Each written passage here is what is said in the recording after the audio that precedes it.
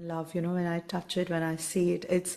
But where do you get the inspiration from Rajasthani village to a museum to even like a Bombay traffic? How do you come with a concept and then how do you ultimately uh, create that particular piece? And then if you can tell us also your creative journey. India is the mood board. There's so much, Yes. right? From our weaves to our temples. Like I went to south to the Hmm. temples of Hoysala, which is a UNESCO site. Okay. It's a must visit. I Really? don't know if you've even heard of it, right? No, It I was is about to say that. absolutely gorgeous. There are some 100 pillars, which are each one carved differently. Okay. It's, I mean, you don't need to go beyond what India has. There's just so much. I think my lifetime is not enough. I agree with I that. just have to pick an inspiration, one temple, uh, one just a different kind of craft. There's just so much.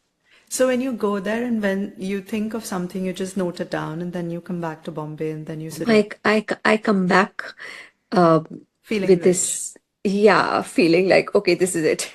But every time I come back with like, okay, this is it. Some I just have idea. so many inspiration and so much ideas. Yeah. It's Fair not enough. enough. That's what I'm saying. Fair enough. Fair enough. And you've been dressing women since 2008, from brides to icons. So how is the mindset or the behavior of women who you work with from clients' perspective? How has that changed, or is uh, there is no change? There is a change post-COVID. I Okay. think people want authenticity. They want accountability, Okay. which is great. People Yeah. have started appreciating Indian craft. There is a shift of mindset. Okay. And how exactly, like they want to buy less or they want to invest into like a timeless piece, or how exactly have they evolved? And about, like, I understand COVID because, you did not have many places to go and wear, so you want to, but is there a shift in the price point as well or no? Price point may have gone higher. Really? Yeah, Okay. because inflation, I don't think it has anything to do with the mindset. That's a different thing. Hmm. But people have started investing more Hmm. in Indian brands. Hmm. Hmm. Hmm. Sure.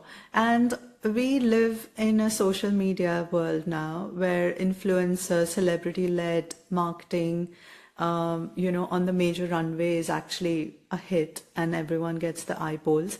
And so when you create a look or the full experience of a show, how do you choose a showstopper and how do you choose like a face for Jade at that moment for a particular um, show or particular campaign where the Jade's image is intact, but also it has a new age visibility? It depends from collection to collection. Like the recent shoot we did of Apsara. Hmm. We worked with a very beautiful face. She is from Bhutan Okay.